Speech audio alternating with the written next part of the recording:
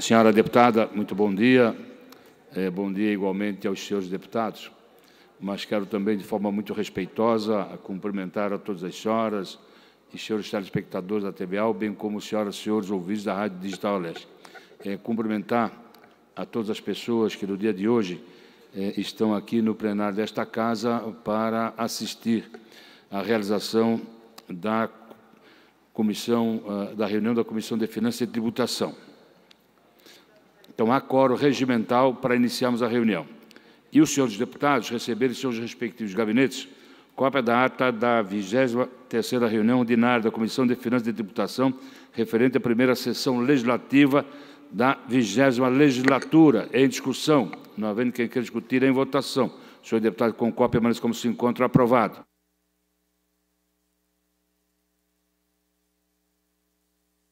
Senhores e senhora, recebemos ofício do eminente deputado Ivan Nates, comunicando a ausência no dia de hoje, mas, no entanto, indica Sua Excelência, o senhor deputado Márcio Machado, para o substituí-lo. Seja bem-vindo, deputado Márcio Machado. Também recebemos ofícios do deputado Antídio Lunelli e deputado Mário Mota, comunicando a ausência no dia de hoje, tendo em vista a agenda de viagem. Vamos, então, à pauta da reunião de hoje. Conforme já comunicado a Vossas Excelências, na semana passada, e com aprovação por unanimidade deste colegiado, nós fixamos o calendário de tramitação da LOA e do PPA.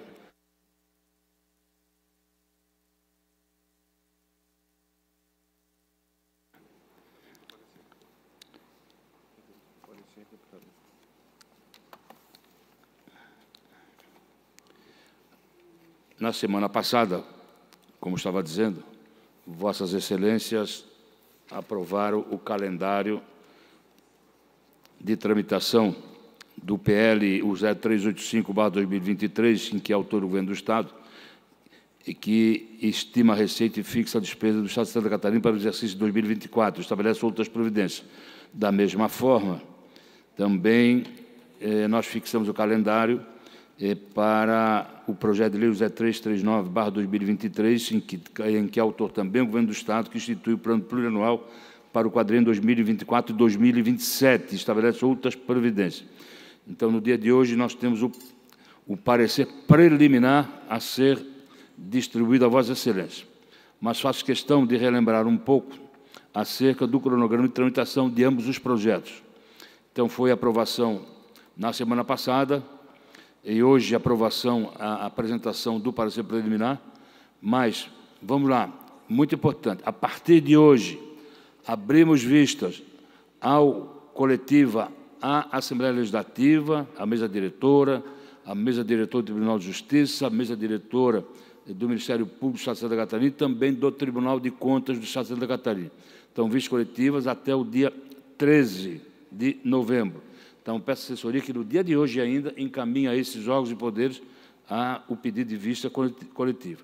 Também, no dia de hoje, passa a valer, abrir o prazo para os senhores deputados, os 40 deputados, para fazer a apresentação das emendas parlamentares impositivas até o dia 22 de novembro.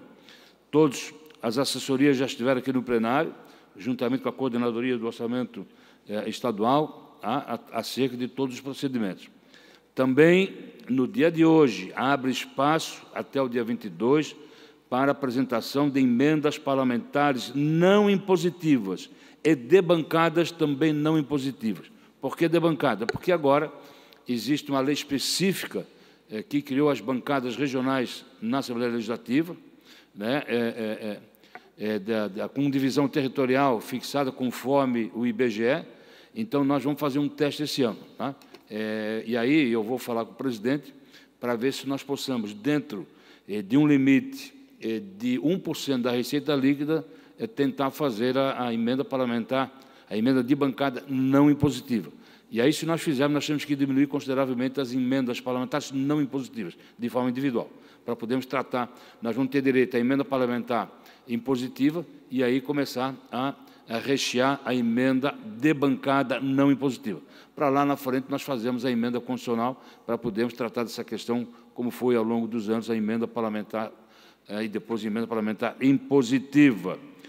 Deputado, com a palavra, o deputado Márcio Machado. Obrigado, presidente. Cumprimento os nobres deputados aqui da Comissão de Finanças. Uma honra estar aqui com vocês. Presidente, então, nós vamos ter uma cota no que está relacionado a 1% das emendas impositivas. Então, por exemplo, na região serrana, nós temos 4 deputados. Então, nós podemos aplicar 40 milhões? Não. Senhor deputado Márcio Machado, vamos lá. Qual é o critério que nós estamos pensando em adotar?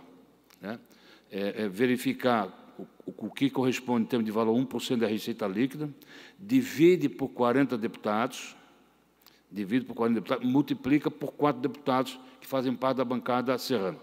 Então, esse será o valor. Perfeito?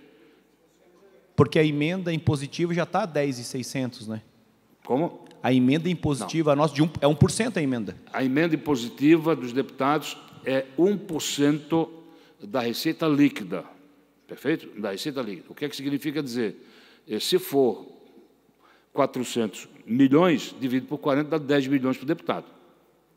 Se nós adotarmos o mesmo critério da emenda de bancada a 1% da receita líquida, dá 400 milhões, dividido por 40 deputados, dá 10 milhões para o deputado. Multiplica por 4, a bancada serrana terá 40 milhões para projeto macro. Não é projeto de emenda de 100 mil, é projeto macro.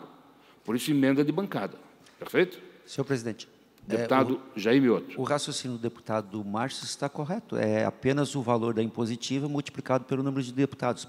Por bancada, sim. Via de regra é isso, Sim. simplifica, isso, basicamente exato. isso. Resumo, é um Ctrl+C, Ctrl+V. É idêntico, né? Sim. Então, se uma bancada tem 6 deputados, multiplica por 6. Se tem 4 deputados, multiplica por 4. Se tem 5, se tem 6, tem 7. Perfeito?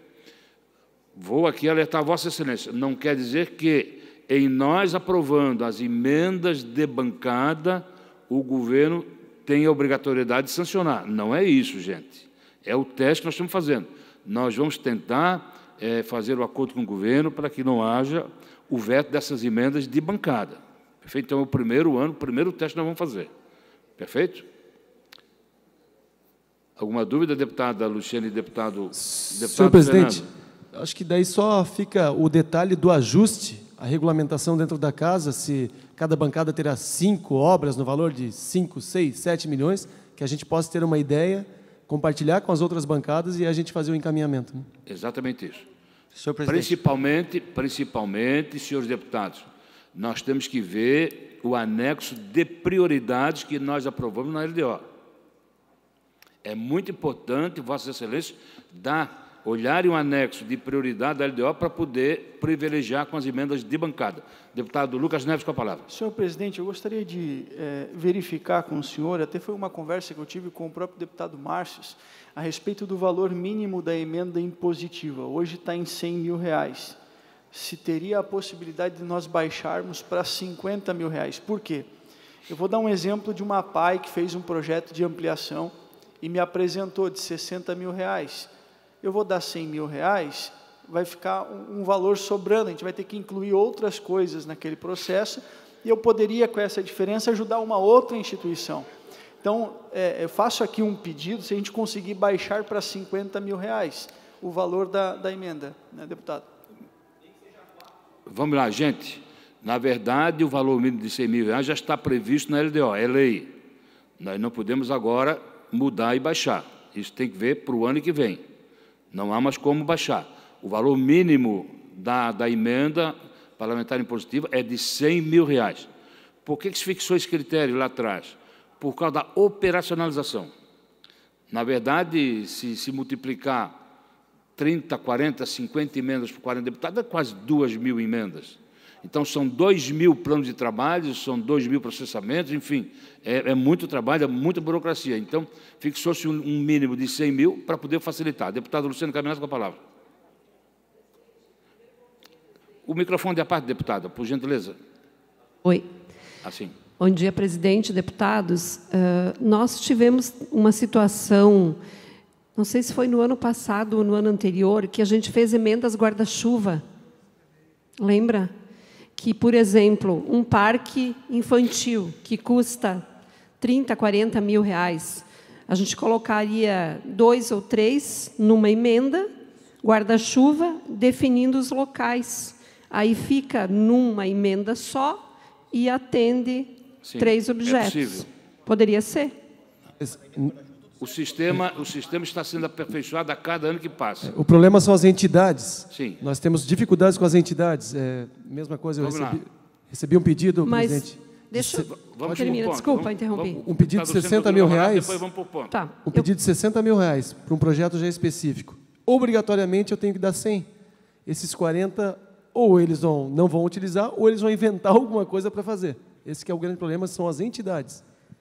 Mas a gente está com um problema com as entidades também em relação às emendas. Sim, vamos lá. Porque vamos tentar eu, por exemplo, estou responder. pensando se eu vou colocar, porque não estão liberando nenhuma. Peço a Vossa Excelência o seguinte, vamos por item, porque senão daqui a pouco nós vamos devagar aqui e não vamos... Vamos lá. Primeiro, vamos encerrar sobre o valor mínimo de emenda. Não há possibilidade, nesse ano, de baixar de 100 mil. Já é lei. Já está na LDO. Perfeito? Não há possibilidade. Perfeito? Há a possibilidade da emenda guarda-chuva? Há a possibilidade. O sistema está preparado. Outra situação, o sistema também já está preparado para não haver dualidade de objeto a ser dado para os municípios. Então, por exemplo, o deputado A quer dar uma ambulância, o deputado B quer dar uma ambulância para o município, vai haver bloqueio. Então, isso já está facilitado. Outra situação, gente, muito importante, aquelas emendas dos deputados que não foram pagas em 2022, 2021, 2020, foram revigoradas no PL 0382, que veio para cá, que foram revigoradas.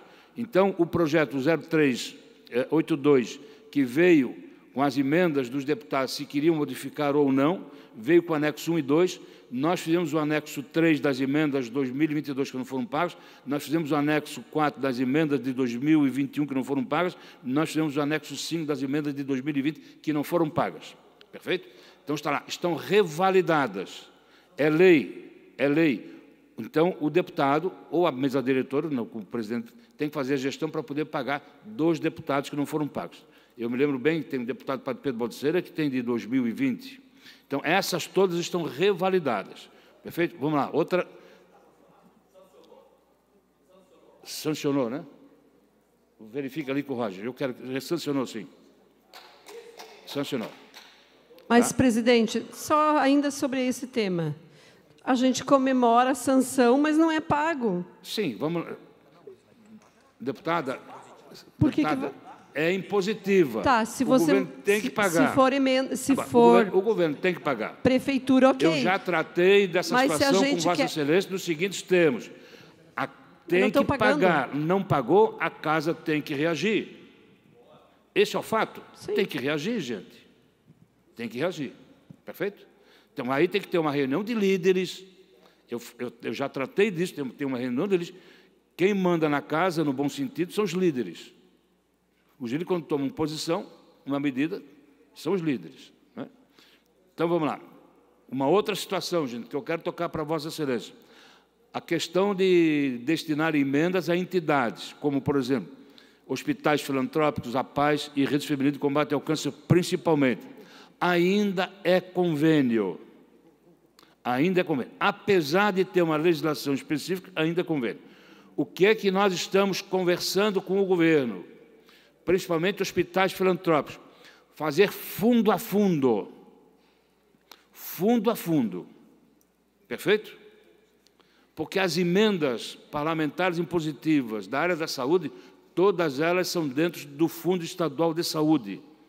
Então, fundo a fundo. Nós estamos tentando, conversando, há já quase que um convencimento, começando com hospitais filantrópicos, fazer fundo a fundo. Nós estamos também conversando para simplificar e muito a documentação com relação à destinação das APAES e das redes femininas de combate ao câncer. Tá? Então, isso é muito importante. Tá? E, Vossa Excelência, se tiverem sugestão, tragam para nós, que nós remetemos aí para o grupo que está trabalhando nesse sentido. Alguma dúvida mais quanto às emendas? Do deputado Jaime Outro. Presidente, só para recordar o percentual, educação, saúde, infraestrutura, porque Está vai... na mesma coisa. Está ali. A assessoria sabe isso com mais detalhe, gente. Ok. Deputado Márcio. Há possibilidade, presidente, de incluir, além dos hospitais filantrópicos, as APAES? Sim, mas acabei de dizer. As APAES também podem ser objeto de destinação de emenda parlamentar impositiva. Só que tem que ter convênio. Não, fundo a fundo daí. Não. Hoje não.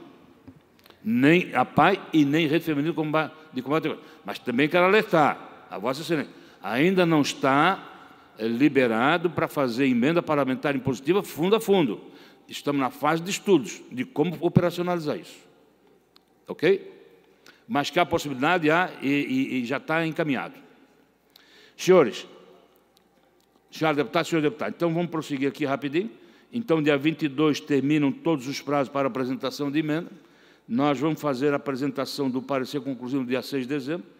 Vamos dar vista coletiva e depois vamos dar pronto para que o senhor presidente possa levar a plenário e ele vai fixar a data do plenário no dia 19 ou dia 20 de dezembro. Solicitei à assessoria que fizesse a distribuição do parecer preliminar do projeto de lei, o 0339, que trata do PPA para o quadriênio 2024-2027, bem como também solicitei que fizesse a distribuição do parecer preliminar do PL 0385/2023, que trata da LOA, é o que estima a receita e fixa a despesa para o exercício de 2024. Em razão disso, concordo. Pergunto a Vossa Excelência se posso dar por lido os dois pareceres preliminares. Havendo essa concordância, dou por lido e vamos, então, para as emendas. Senhores, vou tratar agora do ofício 0025/2023, que encaminha a minuta de alteração do Estatuto da Celesc para que seja deliberado sobre o voto dos representantes do Estado na aludida entidade. O projeto, o ofício chegou aqui, vou em síntese dizer do que se trata, para que Vossas Excelências podem entender da melhor forma possível. Há pelo menos quase 20, 25 anos, houve uma grande modificação no sistema de geração, distribuição e comercialização de energia no Brasil. E criou-se o chamado mercado livre de energia. E que existe hoje, atualmente, o mercado livre de energia para as grandes empresas, não para o pequeno consumidor. E para o pequeno consumidor, a ANEEL vai instituir a partir do ano que vem. Quero aqui dar um exemplo.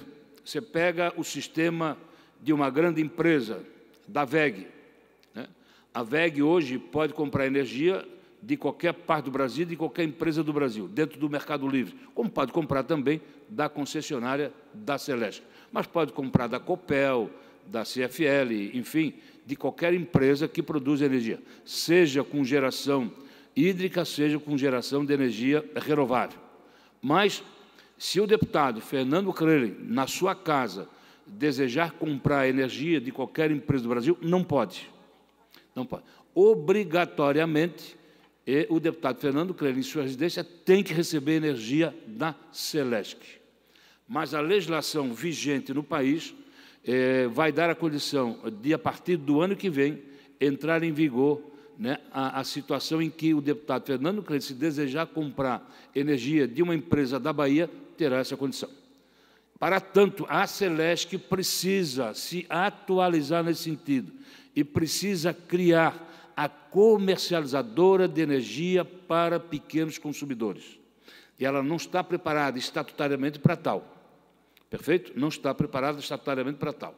Então, precisa se preparar. Ela precisa se preparar para poder enfrentar a concorrência que aí está. Né? Nós temos já a empresa de Santa Catarina, com sede, grande empresa mundial, que é sede de Florianópolis, que tem geração hídrica e geração renovável, que já começa a fazer proposta de venda de energia para pequeno consumidor. Perfeito?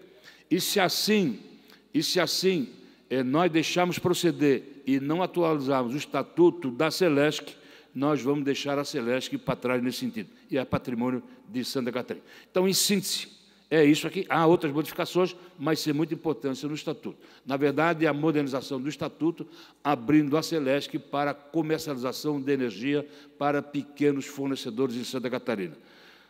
O ofício foi aprovado na Comissão de Constituição e Justiça, sem alteração, e eu verifiquei toda a documentação. Ontem ainda conversei, por último, com o presidente da Celesc, que esteve no meu gabinete, para poder eu me inteirar ainda mais sobre a situação. E trago aqui a Vossa Excelência o meu relatório e voto ao ofício 025, que é pela aprovação da matéria, na forma de projeto de decreto legislativo, PDL, que estão acostados às páginas 291 e 319, procedente à aprovação da CCJ, folhas 320, conforme os artigos previstos no nosso regimento interno. Então, esse é o meu voto. Abro em discussão.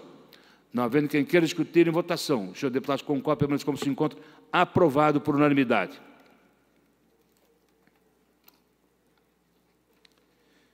Deputado Fernando Crelin, Vossa Excelência, com a palavra. Presidente, ficou o relato aqui para relatar o projeto 0278-2023, mas eu peço a retirada da pauta pelo fato de que a gente constatou que faltaram alguns documentos do Executivo.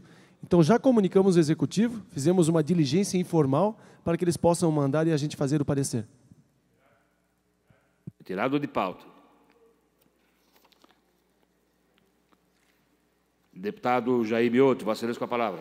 Senhor presidente, trata-se do projeto de lei de autoria do deputado Fernando Crelin, que altera a Lei 18/2009/2021, que dispõe sobre a concessão e manutenção do título de utilidade pública estadual no âmbito do Estado de Santa Catarina, com o fim de compatibilizá-la com o processo legislativo eletrônico, com a Lei Regional, aliás, Lei Nacional 13.019/2014, marco regulatório das organizações da sociedade civil. Passo ao voto, senhor presidente.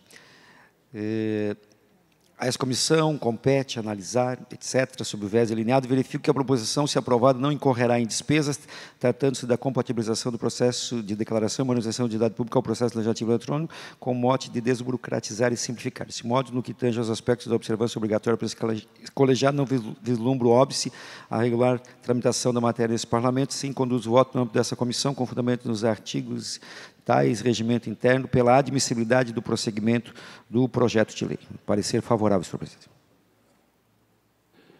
Senhores deputados, é pela aprovação o parecer e voto do eminente deputado Jair Mioto ao projeto em que é autor o deputado Fernando Crelin, de número 0083/2023, é em discussão. Não havendo quem queira discutir, em votação. Senhores deputados, com cópia, mas como se encontra aprovado. Deputado Gessé Lopes, por favor, Vossa Excelência, com a palavra. Presidente, tenho aqui PL 66/2023, de autoria do deputado Ivan Nats, que altera o artigo 27 da Lei Estadual 12.854, de 22 de dezembro de 2003, que institui o Código Estadual de Proteção aos Animais. Resumidamente, o projeto amplia o rol de penalidade aos infratores presentes no Código Estadual de Proteção aos Animais e inova quanto à possibilidade de ressarcimento das despesas inerentes à previsão de custeio de despesas. Considerando superadas as questões inerentes à constitucionalidade do projeto em análise, não vislumbrei nenhum óbice de cunho financeiro orçamentário ao prosseguimento da tramitação da lei aqui projetada, uma vez que a matéria não desencadeará ônus ao erário. Nesse sentido, voto pela admissibilidade do projeto de lei 6623, nos termos da emenda substitutiva global, aprovada na Comissão de Constituição e Justiça, devendo ao projeto seguir a tramitação processual da primeira secretária. Então, meu voto é pela aprovação, presidente. É pela aprovação, parecer e voto do eminente deputado Gessé Lopes ao projeto de lei 0066/2023, e que tem como autor o deputado Ivan Nats, que altera o artigo 27 da Lei Estadual 12.854 de 2003, que institui o Código Estadual de Proteção aos Animais. O processo possui o apensamento do PL 0072/2023. Sua Excelência emite seu voto pela aprovação da matéria. Em discussão. Não havendo quem queira discutir, em votação. Senhor deputado, com cópia, permanece como se encontra. Aprovado. Senhores deputados, não há mais matéria a deliberar. nem a discutir, razão pela qual dou por encerrada a presente reunião, deixando outra convocada para quarta-feira da semana que vem. Que todos tenham um bom dia. Muito obrigado.